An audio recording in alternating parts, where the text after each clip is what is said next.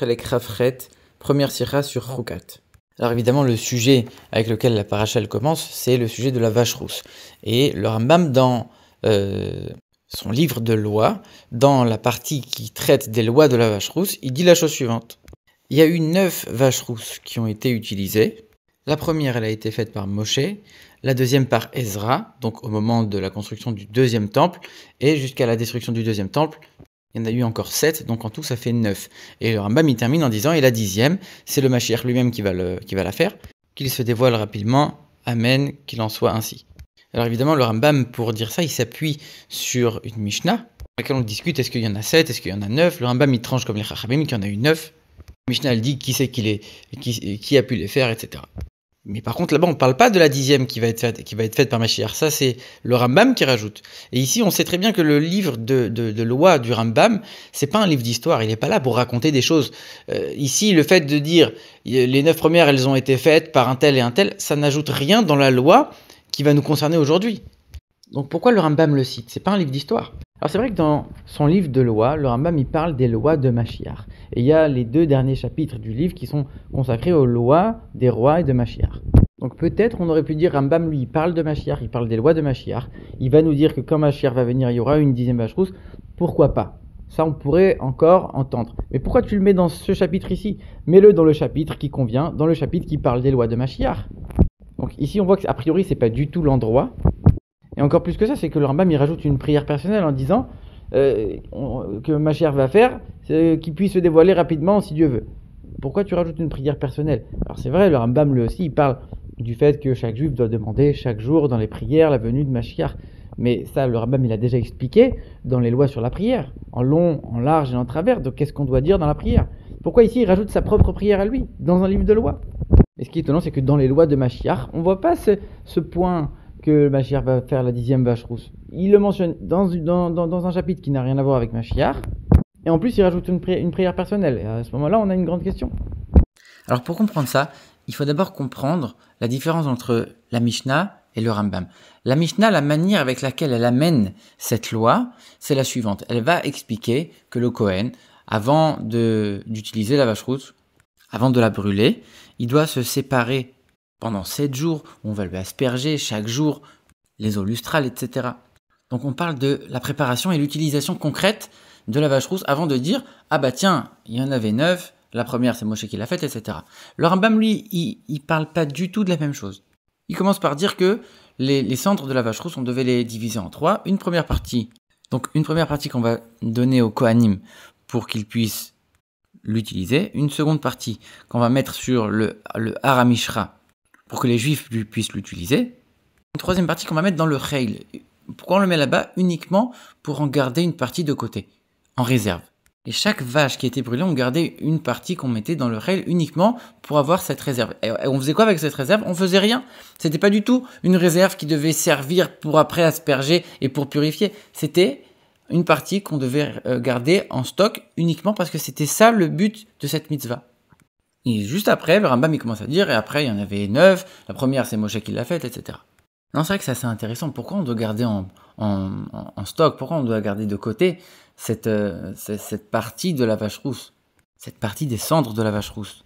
Eh bien parce qu'il faut qu'elle soit toujours prête, elle soit toujours préparée, apte à être utilisée. Et donc il y a un devoir permanent d'avoir un stock de cendres de la vache rousse concrètement disponible, toujours mis de côté.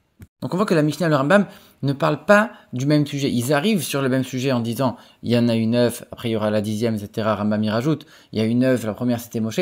Mais on voit que dans le contexte, la Mishnah et le Rambam ne parlent pas a priori de la même chose. Et maintenant qu'on a compris ça, on comprend c'est quoi l'intention du Rambam en venant te dire il y en a eu 9. Il n'est pas juste en train de te raconter des histoires, le Rambam. Il vient t'expliquer, il y a une mitzvah, il y a une halacha de garder une partie des cendres de la vache rousse en stock de manière permanente. Et cette halacha, elle a été accomplie en chaque génération. C'est-à-dire que c'est tellement vrai qu'on a même la preuve que ça a été fait. Ça a été vraiment accompli concrètement. Et donc il commence à te dire, il y en a eu 9, la première c'est Moshe qui l'a faite, etc. C'est un peu comme quand le Rambam il parle de la mitzvah de construire un temple.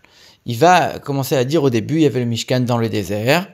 après le Mishkan qui a été fait dans le Gilgal, après le Mishkan Shiloh, Nov, Giv'on, et après le temple qui a été fait à Jérusalem.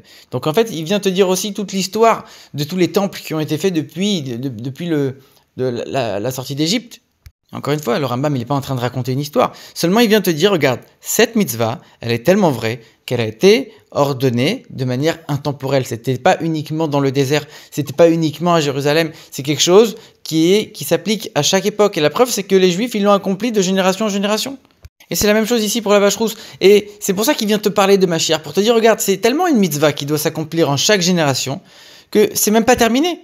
On doit continuer à prier pour être en mesure d'accomplir cette mitzvah avec la venue de Mashiach. C'est que quand Mashiach va venir, on va voir rétroactivement que cette mitzvah ne s'est jamais arrêtée. On a toujours cette mitzvah de garder en stock des cendres de la vache rousse. Et c'est pour ça qu'il termine avec la prière en disant qu'il puisse venir très vite si Dieu veut. Puisque cette obligation permanente, elle vient nous montrer que la mitzvah de la vache rousse elle-même, elle vient demander la venue de Mashiach, entre guillemets, pour que ce soit accompli véritablement. À chaque moment où il y a des Juifs qui sont rassemblés dans un endroit et il n'y a pas ce stock de cendres de la vache rousse, ça veut dire que les Juifs, ils n'accomplissent pas cette halakha, ils n'accomplissent pas cette mitzvah-là. Cette prière pour la venue de Mashiach, elle vient te dire, la mitzvah elle-même de la vache rousse, elle vient demander Mashiach pour qu'elle puisse être accomplie de la meilleure manière possible, puisqu'il y a cet aspect de dire qu'il faut toujours un stock disponible. Alors du coup, c'est vrai que cette idée, elle répond un petit peu à notre question, mais c'est pas encore parfait. La réponse, elle n'est pas encore claire. On a encore cette interrogation. Pourquoi le Rambam, il a rajouté sa prière à lui? Le fait que la mitzvah elle-même, elle appelle la venue de Mashiach, c'est une chose.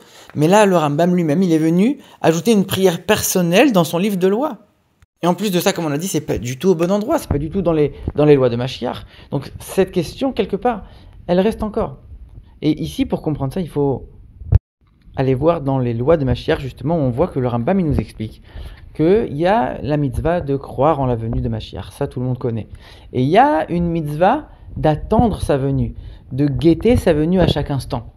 Et de la même manière que la mitzvah de croire en la venue de Mashiach, elle est permanente, elle est constante, on doit croire à chaque instant que Mashiach va venir, on doit attendre sa venue à chaque instant. On doit être à chaque moment, tous les jours, en train de guetter l'arrivée de Mashiach. Et c'est ça qu'on dit dans la prière, Kili Shuatra, Kivinu Kolayam. On espère en ta délivrance toute la journée. C'est-à-dire qu'à chaque instant, on espère que Dieu va venir nous délivrer avec la venue de Mashiach. Donc si quelqu'un respecte cette halakha du Rambam, d'attendre la venue de Mashiach à chaque instant, quand on vient lui parler de Mashiach, quand il y a un sujet qui est connecté avec Mashiach d'une manière ou d'une autre, même si ce n'est pas le sujet essentiel, mais on vient mentionner la venue de Mashiach d'une manière ou d'une autre, quelqu'un qui attend véritablement sa venue.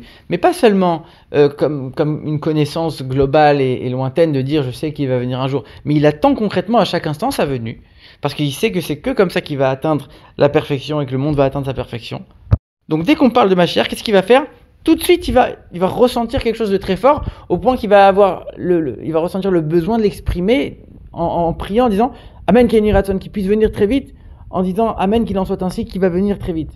Et donc en faisant ça, le Rambam, il est en train d'appliquer lui-même cette halakha qu'il a donnée dans les lois de Mashiach.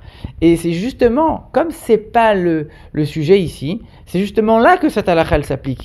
Pour montrer que même quand c'est pas le sujet principal, même quand tu es en train de parler d'autre chose, c'est là qu'on doit voir que ton attente, elle est constante. Que même si c'est un autre sujet, on parle de Mashiach tout de suite. Tu dois te réveiller, faire une prière en disant « J'espère qu'il va venir très vite, Amen ». Le Rambam, il nous montre l'exemple, il nous montre c'est quoi la halakha, comment elle doit être appliquée la halakha. Alors évidemment, le Rambam, il mentionne la venue de Mashiach un très grand nombre de fois dans son livre de loi, donc il ne va pas le mettre à chaque endroit. Il l'a mis une fois pour qu'on puisse comprendre comment ça fonctionne. Il ne le met pas à chaque endroit où on parle de Mashiach. Maintenant, dans tous les endroits où on parle de Mashiach dans son livre, pourquoi il a choisi de mettre cette prière, pour nous apprendre cette loi qu'il faut prier, même quand ce n'est pas le sujet? Il nous dit ça dans les lois de la vache rousse. Pourquoi? Et donc, on doit forcément reconnaître qu'il y a un lien profond entre la mitzvah de la vache rousse et la venue de Mashiach. Alors, on sait qu'en exil, tant que Mashiach n'est pas venu, on est dans un état d'impureté. On est comme si on était impur au contact d'un mort. Alors, en dehors du fait que c'est vrai, aujourd'hui, on a tous l'impureté du mort, d'un autre côté, spirituellement, c'est aussi vrai. Quand on est en exil, on a été exilé à cause des fautes, on est quelque part loin de Dieu, on est détaché de Dieu. Dieu, c'est la source de la vie. Donc si on est éloigné et coupé, entre guillemets, de la source de la vie, on a la mort, donc on a l'impureté de la mort. Et donc on attend que Mashiach vienne pour se reconnecter à la vie et avoir cette purification par la vache rousse. Et c'est pour ça que dans tous les versets, dans toutes les promesses qui nous parlent de la venue de Mashiach, on dit toujours vous allez être aspergés par des eaux de purification. On est en train de parler concrètement du processus de purification avec la vache rousse. Donc c'est vrai matériellement, mais c'est aussi vrai spirituellement. Donc que Dieu nous purifiera avec la venue de Mashiach, de la même manière qu'on purifie avec la vache rousse, que ça puisse arriver très bientôt. Amen, Kenny Ratson.